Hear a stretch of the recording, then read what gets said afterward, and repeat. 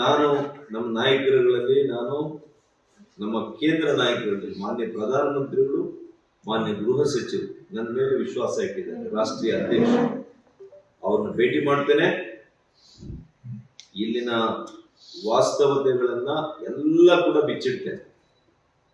ಕಳೆದ 5 ವರ್ಷಗಳನ್ನು ನಾನು ಗಮನಿಸಿರುವಂಥದ್ದು, ಇವರ ವ್ಯವಹಾರಗಳು, ಇವರು ಯಾವ ರೀತಿ ರಾಜಕಾರಣವನ್ನು ಮಾಡ್ತಾರೆ, ಯಾವ ರೀತಿ ಪಕ್ಷ ಸಂಘಟಿಸ್ತಾ ಇದ್ದಾರೆ, ಯಾವ ರೀತಿ ಪಕ್ಷ ಒನ್ಸ್ ಫಾರ್ ಆಲ್ ಕ್ಲೋಸ್ ಮಾಡಕ್ ಕೊಟ್ಟಿದ್ದಾರೆ.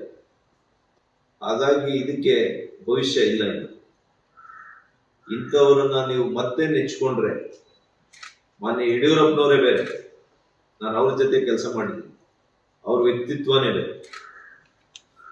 ಇವ್ರಿಗೂ ಅವ್ರಿಗೆ ಹೋಲಿಕೆ ಮಾಡಕ್ ಸಾಧ್ಯನೇ ಇಲ್ಲ. ಮಗ ಆಗಿರ್ಬೋದಷ್ಟೇ. ಮಾನ್ಯ ಸುಧಾಕರ್ ಅವರ ಆಕ್ರೋಶ ಭರಿತ ಮಾತುಗಳನ್ನು ನಾನು ಕೇಳಿದ್ದೇನೆ. ಆಕ್ರೋಶ ಭರಿತ ಮಾತುಗಳನ್ನ ನಿನ್ನೆ ಸುಧಾಕರ್ ಅವರು ಏನ್ ಹೇಳಿದಾರೆ ಅದನ್ನು ಕೇಳಿದ್ದೇನೆ. ಒಂದು ರೀತಿ ವಿಜೇಂದ್ರ ಅವರು ನಮ್ಮನ್ನ ಸಮಾಧಿ ಮಾಡಕ್ ಹೊರಟಿದ್ದಾರೆ. ನಾನು ತಮ್ಮ ಮೂಲಕ ಸುಧಾಕರ್ ಹೇಳೋದಕ್ಕೆ ಇಷ್ಟಪಡ್ತೇನೆ, ಈ ರೀತಿ ಹೇಳಿಕೆಗಳನ್ನು ದಯವಿಟ್ಟು ಕೊಡಬೇಡಿ.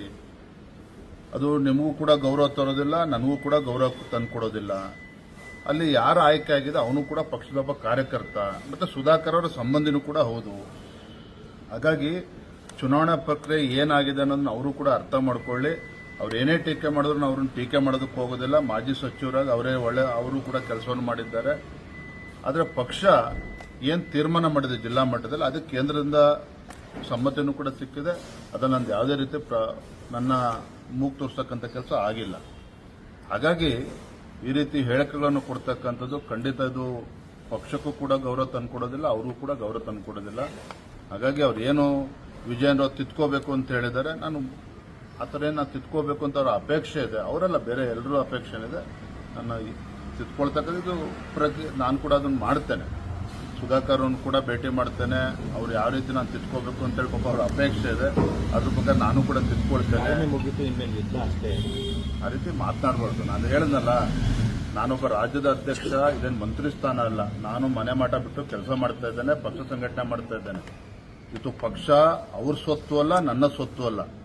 ಲಕ್ಷಾಂತರ ಕಾರ್ಯಕರ್ತರು ಪಕ್ಷಕ್ಕೋಸ್ಕರ ದುಡಿತಾ ಇದ್ದಾರೆ. ಹಾಗಾಗಿ ಇದು ಪಕ್ಷ ನನ್ನ ಸ್ವತ್ತು, ನಾನು ಮುಂದೆ ಮುಖ್ಯಮಂತ್ರಿ ಆಗಬೇಕು, ಇದನ್ನ ಕಣ್ಮುಂದಿಟ್ಕೊಂಡು ಪಕ್ಷ ಸಂಘಟನೆ ಮಾಡ್ತಾ ಇಲ್ಲ. ಆ ರೀತಿ ಹಗುರವಾಗಿ ಮಾತನಾಡ್ತಕ್ಕಂಥದ್ದು ಅವ್ರಿಗೆ ಶೋಭೆ ತರೋದಿಲ್ಲ.